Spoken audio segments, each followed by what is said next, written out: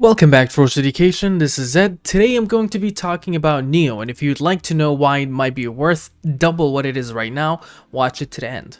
Let's jump right into this one. So NIO, it's been a while since I talked about this one, so this video will give you a good overview on what they do. Well, of course they're an EV, but I mean the latest developments. Nonetheless, you can watch my previous videos in the description below. Fair warning, they're a little bit outdated back in January, but I uncovered this series for a while, so let's give it an update. So NIO. There's been a lot of news recently, and this one definitely did not really hold well with the market slide, especially in the last few days. And we're going to go through the technical analysis a little bit over the end and institutional buyers. So quick things that we need to cover here.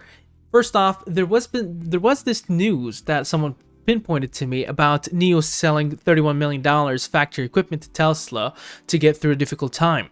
But this is not actually on March 25th, 2021. This is actually all the way back in 2019. So keep that in mind. A lot of people are saying, oh, NIO will not survive. Tesla is obviously a better choice. Well, this is not the debate here today. And definitely they're not getting bought out or getting chewed out of the market. This was 2019.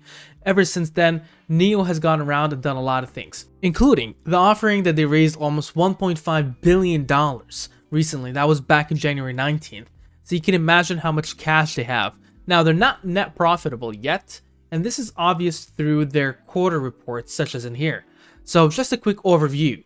For the first quarter in 2021, the company expects to have deliveries between 20,000 and 20,500 vehicles. Now, there is news that I'll go over in a second that will explain a little bit this further. But it is anticipating that would be a 15 to 18% increase from the fourth quarter in 2020. Now, the revenues as well is expected 11 to 13.8%. Now, there will be a little bit of an adjustment there for one reason. It is the news regarding NIO requiring to temporarily suspend their production for 5 working days, and it will resume on January 29, 2021 due to semiconductor shortage. So honestly, in my perspective, that is not a massive news. Sometimes you have shortage in the pipeline, and that's things that I can easily expect, but the market hasn't been really nice to it, and it kind of saw a little bit as a bottleneck effect for the market, and people start selling in that sense, thinking that okay, they have shortage now, they might have in the future. But recall, Tesla had a lot of issues. I know the market is not very fair or not very easy going on with such companies and such news, but I think it's just a bump in the road. And of course, there's also the ET7. And this ET7 vehicle, I didn't go through it since the last time, but it is the first autonomous driving model.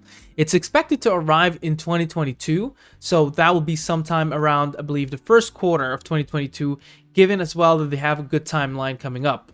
Even sometimes there's delays and whatnot, but nonetheless, it's the first autonomous vehicle and it will definitely rival Tesla in that sense. And perhaps there will be future upgrades or model to their current models existing for autonomous vehicles, but I really doubt it because the number of sensors here. So for instance, they have 33 high performance sensing units, including here 11 8 megapixel high resolution cameras, 1 ultra range high resolution LiDAR, 5mm wave radars, 12 ultrasonic sensors, 2 high precision positioning units, V2X and ADMS. Aqualia can generate 8 gigabytes of data per second. NIO Atom features 4 NVIDIA Drive or an SoCs with a total computing power of 1016 TOPS. So really bullish stuff here. And before I move on towards some of the latest news as well, we need to look into deliveries. So for deliveries here, you get to see an increase. Now, with the shortage and the closing here, they're expecting to reach around 9,500 vehicles from their 20,000 to 20,500 vehicles. And so that increase of 11% or so from the last quarter, that will shrink due to this here. They're looking perhaps maybe a 5% shrink there. So you might be just on par with last quarter or a little bit better.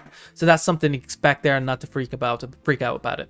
Now, in terms of deliveries, quarter 1 to quarter 2, all the way to 4, from 2019 to 2020, you see that there is a good increase going on from quarter to quarter. 2020, especially quarter 3 and 4, quarter 2, 3, 4, has been amazing with deliveries up to 10,000 vehicles a day, including quarter 4 2020. Sorry, not a day, a quarter, including quarter 4 2020, reaching out 17,353 vehicles. And even with this shortage from 20,000 to 19,500, you're still going to break as the record quarter of delivering vehicles. And that is definitely a bullish thing to look at. Now, coming on towards institutional values here, you get to see that Tesla Fosun Holdings added 11 point almost 5% back in March. February here, original entity 11%, Bally, Guilford 8.35, and you get to see that institutionals are still bullish. Some have decreased their position by 34% or so, but the majority of them has increased their positions, and that looks definitely bullish. And so a lot of institutions are actually buying in this dip, as you get to see as we go on backwards towards the March time. So before we move on towards where I talk about their valuation, if you would like to see more contents like this, make sure to drop a like to this video and subscribe and leave notifications onto this channel. I really appreciate that. Now, one thing before we move on towards valuation here, and part of this valuation is if we look into the price over book of Tesla. Now, of course, the S&P 500 average is around 4.73, 4.72, something like that, but we need to look into the EV. NIO is similar towards a Tesla's vision in the future or so. So intrinsic value usually holds for EV somewhere around the same. Price over book for Tesla is currently 26.72. Price over sales is 18.83. And so if we were to look into NIO, usually the price over book is more important than the price over sales. So price over sales, it's in par with Tesla, but when it comes in towards price over book, it's 12.32. Compared to 26.72, we can see that the NIO, based on the price over book alone, can go back and see $70 once more. I don't even think it actually reached $70 in this sense, but it can definitely see that $70 mark. So that is definitely something that is bullish. I think it only reached around 65, 62, something like that, but $70 is on par if you were to compare it with price over books between Tesla and NIO. And now towards the technical analysis. Now, from a technical analysis standpoint, on a 1 week perspective, we see the 10 SMA is above the 30 EMA. That is bullish and the price point is above the 50 SMA. Now, there is a trading action zone where positive reversals are likely. It's encapsulated by the 10 SMA and the 30 EMA, and so that's 49.94 on the top and 40.35 on the bottom. Currently, the price point is 36.13, so we need to know where the next supports are. Now, on the MACD, what we see here is that it's actually gone negative, and this indicates perhaps a negative reversal. We need to look into a 1 day perspective, although the William percent R shows a very much of an oversold stock. And keep in mind that the market has been slipping for a little. Momentum here is negative 2.42, so that's not really a good insight on a 1 week perspective. Now, on a 1 day perspective, it looks like we're actually attempting this accumulation / negative reversal on here. And what that means, again, we need to look into supports and resistances. However, the moving averages are almost all bearish from the 30 EMA and the 10 SMA. And for it to be bullish, it needs to cross $51 once again. Now, ADX shows that this is actually a negative trend in the making, so we need to be careful into where the next supports and resistances are. And on the moving average perspective, the Bollinger Band is on the top is 48.92, on the bottom 34.57. So you can expect for it to trade on that interval, and so you can expect as well perhaps another bounce into the moving average band where the top is 45.92, the middle is 41.74, and the bottom is 37.57. Now moving on, stochastic fast and stochastic slow are both telling you to watch where the next support or resistance are because you can easily meet it there. So we need to look quickly into Fibonacci retracements, starting with 60, I would say 66.99, going all the way down to we can go all the way back to $1.19, even though that's a stretch.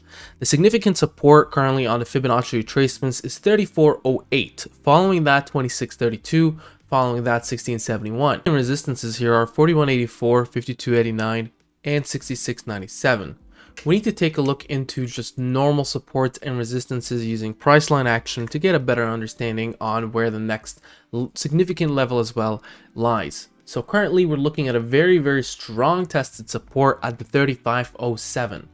Following that, we're looking into another strong one, the 31.57, and then following that 29.24, a very strong one at the 22.11, and then 17.68, and then 15.88. Significant resistances are 39.69, following that 45.92, and then following that you're looking upwards at 51.55, 56.97, and then going up to 15.999. Comes to the question to Ed, what do you think about this one? Well, significantly, I thought that there would be a trend line that it still holds, but unfortunately that trend line is no longer there, which we're looking somewhere around this region here. It actually just broke it, so that's something to consider. But the market has been slipping hard, and so this here is not just something related to NIO. The market also hasn't been happy with it a little, especially just the natural of the EV bubble itself, and so things come into question. Is this stock going to be stand out from the bunch and still break through?